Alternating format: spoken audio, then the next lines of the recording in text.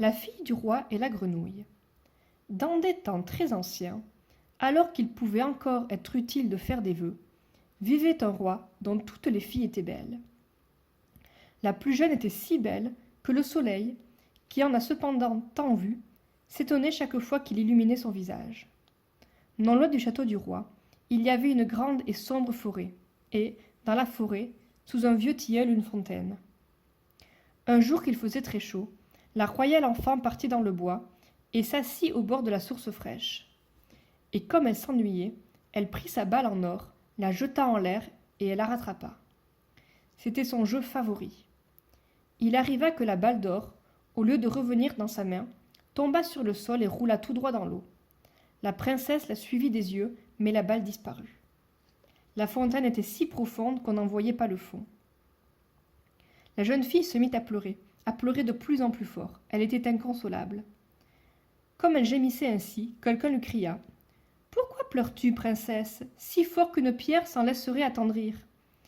Elle regarda autour d'elle pour voir d'où venait la voix, et aperçut une grenouille qui tendait hors de l'eau sa tête grosse et affreuse. « Ah, c'est toi, vieille barboteuse, dit-elle. Je pleure ma balle d'or qui est tombée dans la fontaine. »« Tais-toi et ne pleure plus, dit la grenouille, je vais t'aider. Mais que me donneras-tu si je te rapporte ton jouet ?»« Ce que tu voudras, chère grenouille, répondit-elle. Mes habits, mes perles et mes diamants, et même la couronne d'or que je porte sur la tête. »« Je ne veux ni tes perles, ni tes diamants, ni ta couronne.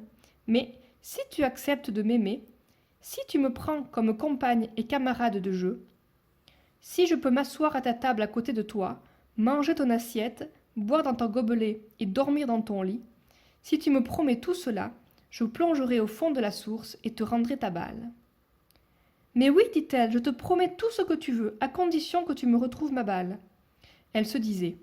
Elle vit là dans l'eau avec les siens équasses. Comment serait-elle la compagne d'un être humain? Quand la grenouille eut obtenu sa promesse, elle mit la tête sous l'eau, plongea, et peu après, réapparut en tenant la balle entre ses lèvres. Elle la jeta sur l'herbe. En retrouvant son beau jouet, la fille du roi fut folle de joie. Elle le ramassa et partit en courant.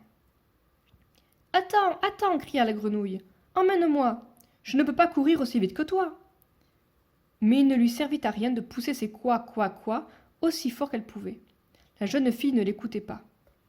Elle se hâtait de rentrer à la maison, et bientôt la pauvre grenouille fut oubliée. Il ne lui restait plus qu'à replonger dans la fontaine. Le lendemain, comme la petite princesse était à table, mangeant dans sa jolie assiette d'or, avec le roi et tous les gens de la cour, on entendit « plouf, plouf, plouf, plouf » quelque chose qui montait l'escalier de marbre. Puis on frappa à la porte et une voix dit « Fille du roi, la plus jeune, ouvre-moi » Elle se leva de table pour voir qui était là. Quand elle ouvrit, elle aperçut la grenouille. Elle repoussa bien vite la porte et alla reprendre sa place. Elle avait très peur. Le roi vit que son cœur battait fort et dit « Que crains-tu, mon enfant? Y aurait-il un géant derrière la porte qui viendrait te chercher ?»« Oh non, répondit-elle, ce n'est pas un géant, mais une vilaine grenouille. »« Que te veut cette grenouille ?»« Ah, cher père, hier, comme j'étais au bord de la fontaine et que je jouais avec ma balle d'or, celle-ci tomba dans l'eau. Parce que je pleurais bien fort, la grenouille me l'a rapportée, et comme elle me le demandait avec insistance, je lui ai promis qu'elle deviendrait ma compagne. Mais je ne pensais pas qu'elle sortirait de son eau, et voilà qu'elle est dehors et veut venir auprès de moi. » Sur ces entrefaites, on frappa une seconde fois à la porte, et une voix dit « Fille du roi la plus jeune, ouvre-moi. Ne sais-tu plus ce qu'hier, au bord de la fontaine fraîche, tu me promis? Fille du roi la plus jeune, ouvre-moi. » Le roi dit alors « Ce que tu as promis, il faut le faire, va et ouvre. » Elle se leva et ouvrit la porte. La grenouille sautilla dans la salle, toujours sur ses talons, jusqu'à sa chaise.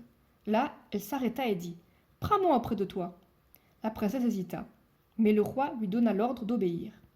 Quand la grenouille fut installée sur la chaise, elle demanda à monter sur la table. Et quand elle y fut, elle dit « Approche ta petite assiette d'or, nous allons y manger ensemble. » La princesse fit ce qu'on voulait, mais c'était malgré tout de mauvais cœur. La grenouille mangea de bon appétit.